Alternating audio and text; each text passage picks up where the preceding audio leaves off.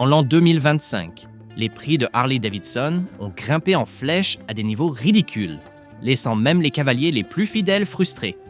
Certains modèles coûtent maintenant autant qu'une voiture neuve, avec des extras d'usine que personne n'a demandé, le tout en prenant la poussière dans les concessions. Aujourd'hui, nous comptons 7 motos Harley-Davidson tellement surévaluées qu'elle ferait mieux de les laisser pourrir. Et croyez-moi, quand vous verrez le numéro 1, vous ne croirez pas ce que Harley facture. Numéro 7. Harley-Davidson Breakout. 117. La décision de Harley-Davidson de relancer la Breakout 117 aurait dû être un moment passionnant pour les fans de cruisers agressifs. Après tout, l'original Breakout était connu pour sa silhouette basse et allongée, sa présence puissante et son parfait équilibre entre muscles et style. Cependant, quand les cavaliers ont vu le prix affiché sur le nouveau modèle, l'excitation s'est rapidement transformée en incrédulité. La Breakout 117 arrive sur le marché à un prix astronomique de 24 000 $, un tarif qui fait même hésiter les plus fervents enthousiastes de Harley. Le plus gros problème avec ce prix est qu'il n'offre pas suffisamment d'amélioration par rapport à d'autres motos Harley-Davidson beaucoup moins chères. Au cœur, la Breakout 117 est une moto châssis, Softail équipée du moteur Milwaukee 8 117. Cette motorisation est sans aucun doute puissante, offrant 102 chevaux et 123 livres-pieds de couple. Mais voici le problème. C'est le même moteur que l'on trouve sur des modèles moins chers, comme le Lowrider S, qui coûte des milliers de dollars de moins. Alors, qu'est-ce que Harley-Davidson facture en plus? L'un des aspects les plus mis en avant de la Breakout 117 est son design. Elle arbore une silhouette allongée et inspirée du Chopper, un énorme pneu arrière de 240 mm et de nombreux détails chromés. Bien que ces caractéristiques puissent paraître attrayantes au premier abord, elles ne justifient pas le coût élevé. Le système de suspension reste assez basique, manquant des mises d'à niveau premium attendues sur une moto à ce prix. Le système de freinage ne parvient pas non plus à convaincre, avec une configuration standard à disque unique à l'avant, un choix décevant par rapport à d'autres motos de la même gamme de prix qui offrent un freinage à double disque pour une puissance de freinage supérieure. Un autre inconvénient majeur de la Breakout 117 est sa maniabilité. Bien qu'elle ait indubitablement un look audacieux et puissant, le carénage allongé et le pneu arrière large la rendent plus difficile à manœuvrer à basse vitesse.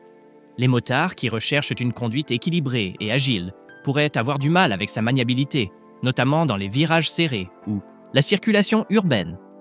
La conception privilégie l'esthétique au détriment de la praticité, ce qui peut rebuter les motards à la recherche à la fois de performance et de confort sur un cruiser.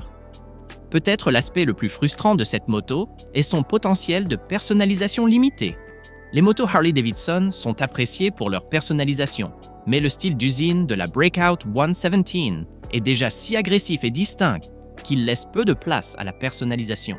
Les motards qui préfèrent tenter de construire leur moto de rêve à partir de zéro se sentiront contraints par la conception déterminée en usine, rendant le prix premium encore plus difficile à justifier.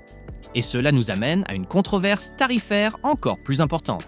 Une Harley-Davidson tout électrique qui coûte en quelque sorte encore plus cher que la Breakout 117.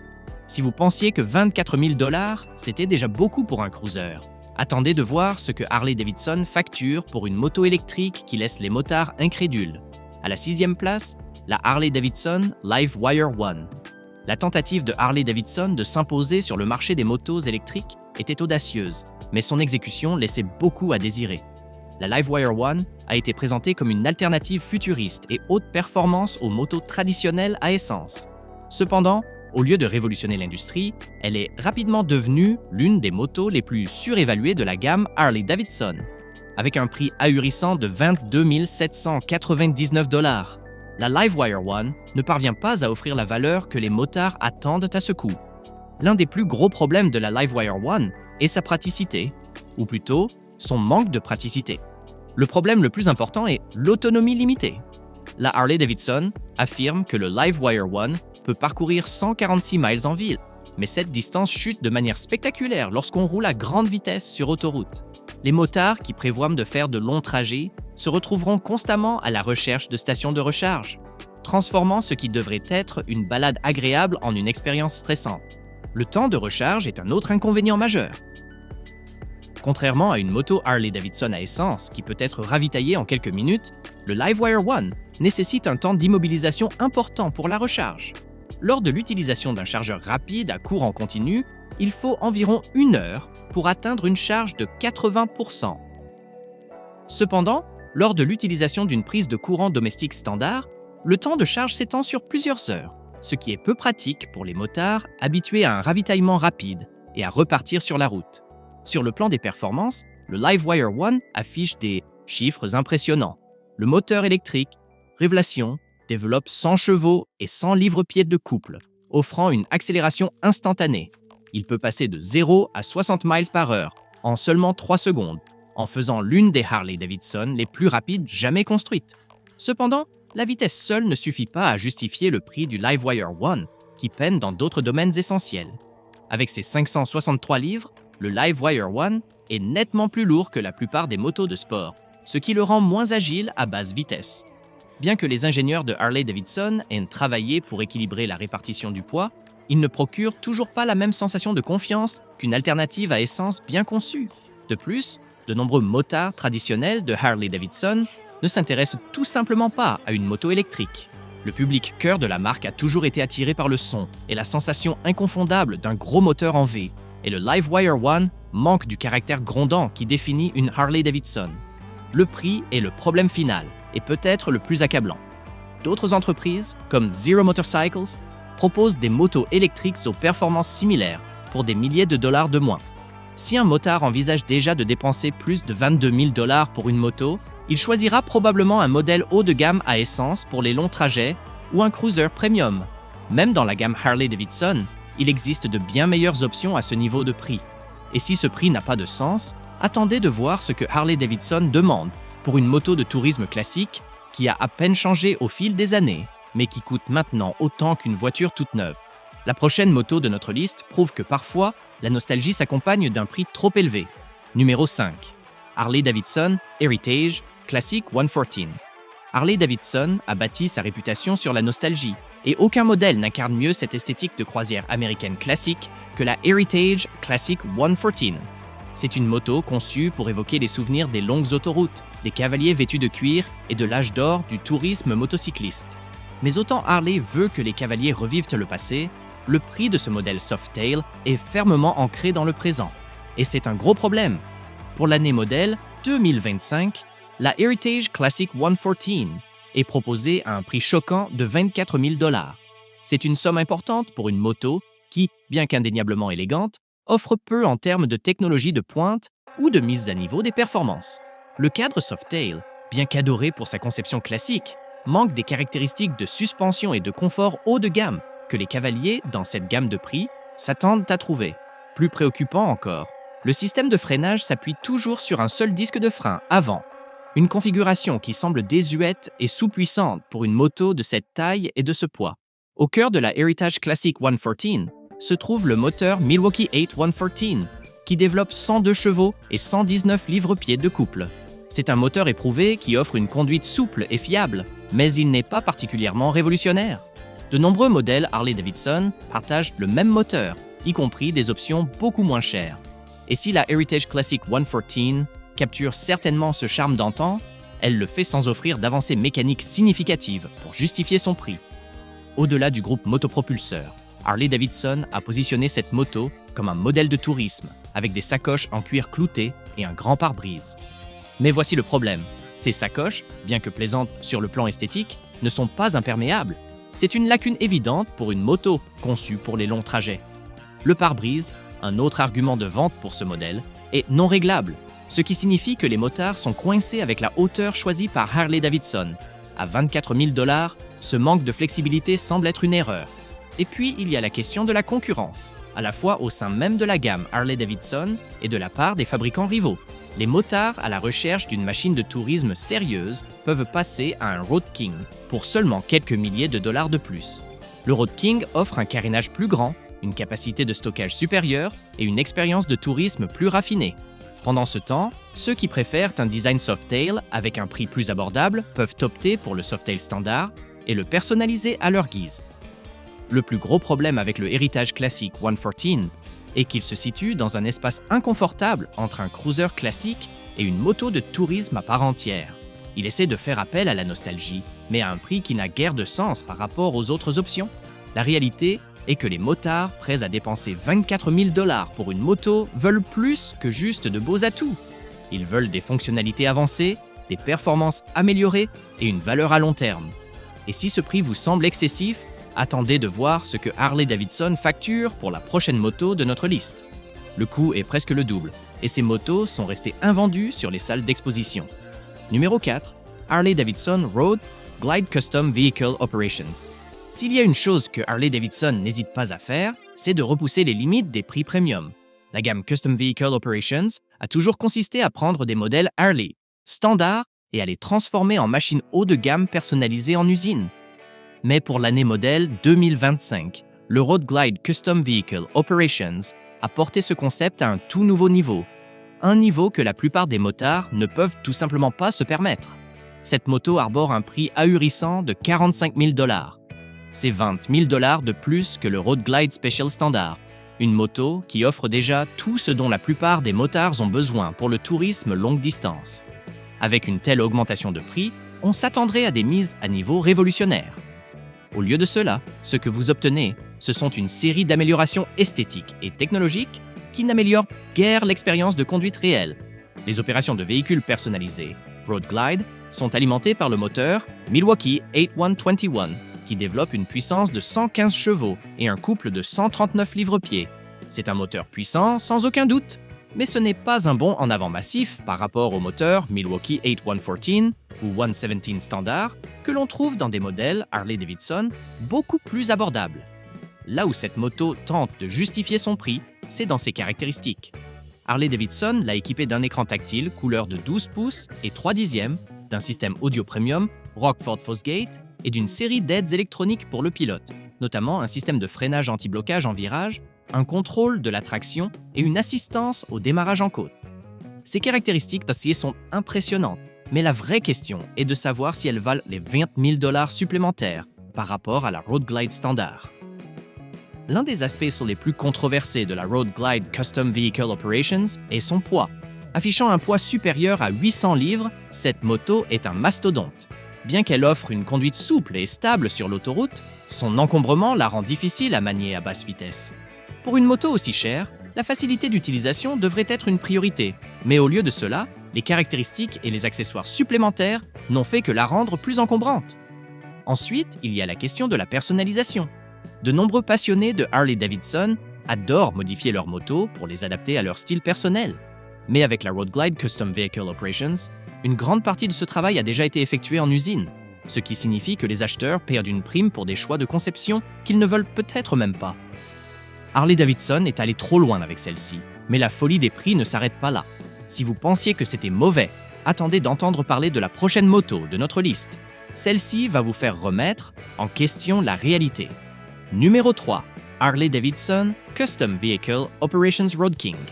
La Road King a toujours été l'une des motos les plus emblématiques de la gamme de l'entreprise. C'est une machine conçue pour les motards qui apprécient la route sans les distractions de la technologie inutile ou du luxe excessif. C'est une moto qui incarne l'esprit du tourisme longue distance tout en conservant une essence brute et mécanique. Cependant, en l'an 2025, Harley-Davidson a décidé de changer radicalement ce que représente le Road King en introduisant une version Custom Vehicle Operations qui fait grimper le prix à des niveaux presque incroyables. Le Road King Special Standard est déjà une machine haut de gamme, avec un prix d'environ 23 000 $. Il est propulsé par le moteur Milwaukee 8 de 114 chevaux, qui offre un couple généreux et une puissance souple en faisant un excellent choix pour les motards qui aiment les longs trajets. Il arbore un style classique, des sacoches amovibles et une position de conduite droite qui le rend confortable pour les voyages prolongés. Cependant, Harley-Davidson a décidé que ce n'était pas suffisant et a introduit le Road King Custom Vehicle Operations, une version qui affiche un prix de 46 000 $. À ce prix, les motards pourraient s'attendre à une moto complètement repensée. Mais en réalité, cette version du Road King n'est qu'un repackaging coûteux de l'original. Il est équipé du même moteur Milwaukee 8 de 121 chevaux que l'on trouve sur d'autres modèles haut de gamme. Harley-Davidson, qui développe environ 115 chevaux et 139 livres-pieds de couple. C'est certainement un moteur puissant, mais il ne représente pas une avancée majeure par rapport au Milwaukee 8 de 114 chevaux du Road King Special Standard. La puissance supplémentaire ne justifie pas l'énorme augmentation de prix. laissant de nombreux motards se demander ce qu'ils paient exactement. Harley-Davidson tente de justifier le coût en incluant plusieurs mises à niveau installées en usine, comme une peinture exclusive, des finitions haut de gamme et un système audio Rockford Fosgate Premium. Le Road King Custom Vehicle Operations bénéficie également d'une suspension améliorée, d'un système de freinage anti-blocage en virage, d'un contrôle de la traction, d'une assistance au démarrage en côte et d'une hauteur de selle adaptative, qui ajuste automatiquement la hauteur du siège en fonction des conditions de conduite. Ce sont certainement de belles fonctionnalités, mais elles ne sont pas révolutionnaires. De nombreux motards affirment que dépenser des dizaines de milliers de dollars de plus juste pour avoir quelques mises à niveau de luxe est complètement inutile, alors que des modifications similaires peuvent être apportées au modèle de base pour une fraction du coût. Pour le prix de Pete Didn't cette moto, un motard pourrait acheter un Road King spécial standard, le personnaliser complètement avec une suspension haut de gamme, une peinture personnalisée, un système audio de premier ordre et même des améliorations du moteur premium, et avoir encore de l'argent de reste. Mais si vous pensez que 46 000 $, c'est excessif, attendez d'entendre ce que Harley-Davidson veut que vous payiez pour une moto qui était autrefois considérée comme une option d'entrée de gamme. Numéro 2, Harley-Davidson Sportster S. Le Sportster était connu pour son design simple, son expérience de conduite brute et son prix abordable, en faisant un choix populaire pour les nouveaux motards et les passionnés chevronnés. C'était la parfaite introduction au monde de Harley-Davidson, offrant une balade amusante et sans fioritures qui pouvait être facilement personnalisée avec des pièces de rechange. Cependant, en 2025, Harley-Davidson a complètement changé ce que représente le Sportster, et pas dans le bon sens. Le tout nouveau Sportster S est un écart radical par rapport à ses prédécesseurs. Il ne dispose plus du moteur bicylindre en V refroidi par air classique qui définissait les modèles Sportster précédents. À la place, il est propulsé par le moteur Revolution Max de 1250 cm3, un bicylindre en V refroidi par liquide qui développe environ 121 chevaux et 94 livres-pieds de couple. Bien que ce moteur soit incontestablement plus puissant que les modèles précédents, il comporte un inconvénient majeur. Il ne ressemble plus à un Sportster traditionnel. Le grondement distinct et le caractère qui rendaient les anciens modèles si appréciés ont été remplacés par un groupe motopropulseur moderne à haut régime qui se rapproche plus d'une moto de sport que d'un cruiser. De nombreux motards Harley-Davidson de la première heure estiment que cette nouvelle approche dépouille complètement l'identité du Sportster, le transformant en un cruiser de luxe plutôt qu'en une moto d'entrée de gamme. Le plus gros problème, cependant, est le prix. Le Sportster S coûte désormais 16 999 $. C'est une énorme augmentation par rapport aux modèles Sportster du passé, qui étaient souvent considérés comme les motos Harley-Davidson les plus abordables disponibles. À ce prix, le Sportster S n'est plus une option d'entrée de gamme. Il est maintenant en concurrence avec des motos qui offrent plus de puissance, de meilleures options de personnalisation et de meilleures capacités de tourisme. Ce qui a autrefois fait la grandeur du Sportster, son accessibilité et son abordabilité a été complètement effacée, laissant de nombreuses personnes se demander pour qui cette moto est réellement destinée. Bien que le Sportster S dispose de fonctionnalités modernes telles qu'une fourche avant, inversée, une suspension arrière monobras et des freins Brembo haute performance, ces améliorations ne sont pas nécessairement ce que recherchaient les motards traditionnels du Sportster. L'attrait du Sportster résidait toujours dans sa simplicité et sa capacité à être personnalisé. Les motards aimaient l'idée de prendre un modèle de base et d'en faire leur propre, que ce soit en changeant les guidons, en améliorant l'échappement ou en réglant la suspension. Ce nouveau modèle, cependant, est beaucoup plus difficile à modifier, avec moins de pièces de rechange disponibles par rapport aux générations précédentes. La conception du cadre et du moteur rend difficile l'ajout de touches personnelles, supprimant ainsi l'une des raisons fondamentales pour lesquelles les gens achetaient un Sportster. Pour près de 17 000 $, il existe de meilleures options disponibles. Les motards à la recherche d'un cruiser haute performance pourraient en choisir le Lowrider S, qui offre un moteur plus gros, plus de couple et une position de conduite plus agressive pour un prix similaire. Alternativement, les acheteurs pourraient se tourner vers d'autres marques que Harley-Davidson et envisager des motos comme l'Indian Scoot ou le Triumph Bonneville Bobber, qui offrent des performances et un style similaire pour des milliers de dollars de moins. Même au sein de la gamme Harley-Davidson, les motards peuvent trouver des modèles avec des moteurs plus gros, un meilleur confort et une meilleure valeur à long terme pour le même prix, ou même moins. Et maintenant, le moment que vous attendiez. La Harley-Davidson la plus surévaluée de l'année 2025 vous fera tomber la mâchoire. Numéro 1. Harley-Davidson Custom Vehicle Operation Street Glide. Harley-Davidson a toujours été connue pour produire des motos de tourisme haut de gamme, et sa gamme Custom Vehicle Operations représente l'apogée du luxe et des performances. Ces motos sont censées mettre en avant le meilleur que Harley-Davidson a à offrir, avec un style exclusif, des matériaux haut de gamme et une technologie de pointe. Cependant, en 2025, Harley-Davidson a poussé les choses à un tout autre niveau, un niveau qui laisse même ses fans les plus fidèles sous le choc. Entrer dans le Custom Vehicle Operation Street Glide, une moto conçue pour être la machine de tourisme ultime. Le problème? Elle arbore un prix ahurissant de 50 000 $, en faisant l'une des motos les plus surévaluées que Harley-Davidson ait jamais commercialisées. Au cœur du Custom Vehicle Operation Street Glide se trouve le moteur Milwaukee 8 de 120 et 1 pouce cube, le plus puissant moteur de série que Harley-Davidson ait jamais installé dans une moto de tourisme. Il développe 115 chevaux et 139 livres-pieds de couple. Bien que ces chiffres soient solides, voici le problème. Il ne s'agit que d'une mise à niveau marginal par rapport au moteur Milwaukee 8 que l'on trouve dans des modèles beaucoup moins chers. L'augmentation des performances est perceptible, mais elle ne justifie certainement pas une telle différence de prix. Pour compenser le coût, Harley-Davidson a doté cette moto de fonctionnalités haut de gamme. Elle comprend un système de suspension entièrement réglable pour une conduite plus souple, un système de freinage haute performance pour une puissance de freinage supplémentaire, et un système audio premium intégré Rockford Fosgate qui délivre un son de haute qualité. La moto dispose également d'un écran tactile, couleur Full HD de 12 pouces et demi avec le dernier logiciel d'infodivertissement, de poignées chauffantes pour le confort lors des longues randonnées et d'options de peinture d'usine exclusives. Il est indéniable qu'il s'agit de fonctionnalités haut de gamme, mais valent-elles vraiment 15 000 $ de plus que la Street Glide Special standard? C'est là que réside le plus gros problème du Custom Vehicle Operation Street Glide.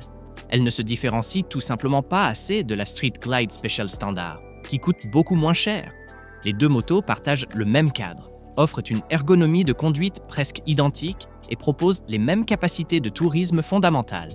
Les seules véritables différences sont la peinture haut de gamme, un système d'infodivertissement amélioré et quelques raffinements de performance mineurs.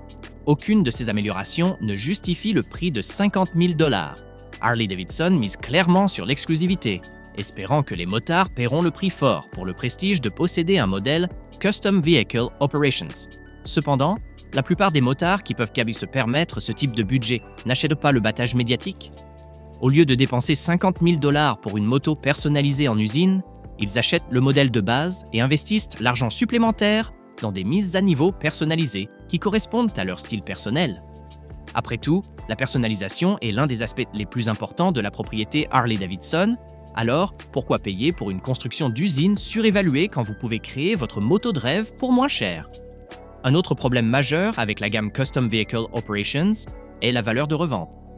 Contrairement aux e-motos Harley-Davidson classiques, qui ont tendance à bien conserver leur valeur, les modèles Custom Vehicle Operations se déprécient rapidement. Leur prix est largement lié aux fonctionnalités de luxe installées en usine, plutôt qu'aux améliorations fondamentales de l'ingénierie ou des performances.